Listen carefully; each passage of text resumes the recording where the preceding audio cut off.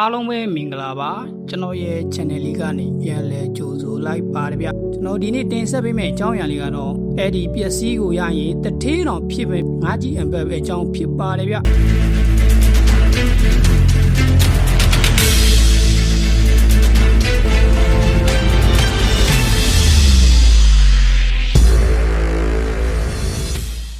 အားကြီးအံပတ်လို့ပြောလိုက်တာနဲ့အများစုကပင်လယ်ပြင်ရဲ့လှုပ်ဝက်ဆန်းကျဲတဲ့ရေတနာတစ်ပါးကိုမြင်အောင်မိကြမှာပါဒီဟာဘာလဲဘာကြောင့်ဒီလောက်တန်မိုးချိတာလဲဆိုတာကိုစိတ်ဝင်စားစရာဖြစ်တဲ့အတွက်နားထောင်ကြည့်အောင်အားကြီးအဘက်ကိုတိတ်ပန်းအမိဖြစ်အမ်ဘာဂရိဟုခေါ်ဆိုပြီး၎င်းဒီအမှန်စစ်စစ်ဝေလငါမျိုးစိတ်တွေအကြီးဆုံးဖြစ်တဲ့စပန်ဝေလငါးကြီးများရဲ့အစာရှိလမ်းကြောင်းမှာထုတ်လုပ်တော့ချာပါတဘောပစ္စည်းတစ်မျိုးဖြစ်ပါတယ်ငါးကြီးအဘက်ဟုခေါ်တော်လဲဝေလငါးကြီးအစာကြေတဲ့အခါအစာဟောင်းတဲ့တကွဦးလမ်းကြောင်းမှာစွန့်ထုံလိုက်တဲ့အရာဖြစ်ပါစပန်ဝေလငါးကြီးများဟာအေယာမကင်းမုံကြီးများကိုအဓိကစားသုံးလေချိကြပါတယ်အဲဒီကင်းမုံများရဲ့မာကျော်ရှုံထတ်သောနှုတ်တီးများကဝေလငါးရဲ့ဦးနယံကိုမထိခိုက်စေရန်ကာကွယ်တဲ့အနေနဲ့ဦးအတွင်းမှာထုတ်လုပ်လိုက်တဲ့အညိုပုံရောင်ရှိသောကြည်ရွှဲရွှဲအရာသည်ကာလကြာမြင့်သောအခါမာကျော်လာပါတယ်အဲဒီအရာကို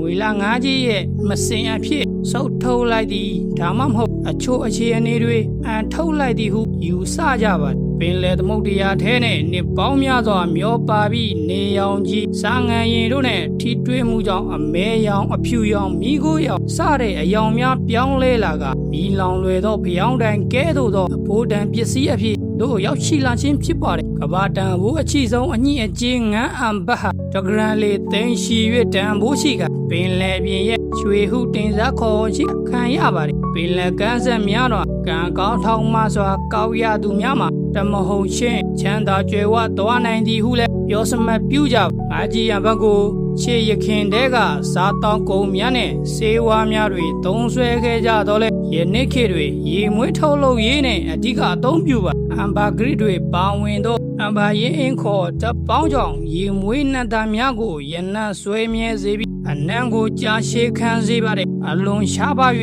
ဇေနုံကြီးမြင့်သောကြောင့်ယခုအခါတွေဓာတုဗေဒနည်းဖြင့်ပေါ်ဆက်ထားသောအစားထိုးပစ္စည်းများကိုပုံမအသုံးပြုလာကြပါတယ်ဝေလငါးမျိုးစိန်အားလုံးမှမရရှိပဲစပန်ဝေလငါးမျိုးကြီးများ၏ဦးလန်းချောင်းတွင်ရှုံရွေးချက်ရှိသူများမှသာထွက်ရှိနိုင်ရှင်းကြောင်းအလွန်ရှားပါလာပါအတလာတိတ်ကမ်းရိုးတာတောင်အာဖရိကမာဒါဂတ်စကာအရှေ့တောင်အာရှဒေသများရဲ့ကမ်းခြေများတွင်တွေ့ရှိရလေရှိပါမြန်မာနိုင်ငံမှာဆိုရင်ရခိုင်တနင်္သာရီတိုင်းနဲ့မွန်ပြည်နယ်ကမ်းရိုးတန်းတွေလည်းတောင်တင်လာမတမ်းများရှိခဲ့ဘူးပါတယ်ငါးကြီးအံဘတ်တီတမ္မာအဖြစ်စပန်ငွေလာငါးကြီးများရဲ့အစာဟောင်းမှဖြစ်ပေါ်လာသောအရာတစ်ခုဖြစ်ပြီးရှားပါမှုဓာတုဗေဒအရာသွေးနဲ့စီးပွားရေးတန်ဖိုးတို့ကိုကြောင့်ကမ္ဘာဈေးကွက်တွေဘိုးထိုက်တန်တဲ့တဘဝရေဒနာတစ်ပါးအဖြစ်ယက်တီလျက်ရှိနေပါတယ်ဒီလောက်ဆိုရင်ငါးကြီးအံဘက်ကဘလောက်ထိအသုံးဝင်လဲလူတယောက်ရဲ့ဘဝကိုပြောင်းလဲပေးပြနိုင်ပါတယ်ဗျနောက်ထပ်ဘုဒ္ဓတော်အကြောင်းအရာတွေသိရှိဖို့ကျွန်တော်ရဲ့ YouTube channel လေးကိုလည်း Subscribe လေးလုပ်ထားခဲ့ပါအောင်ဗျ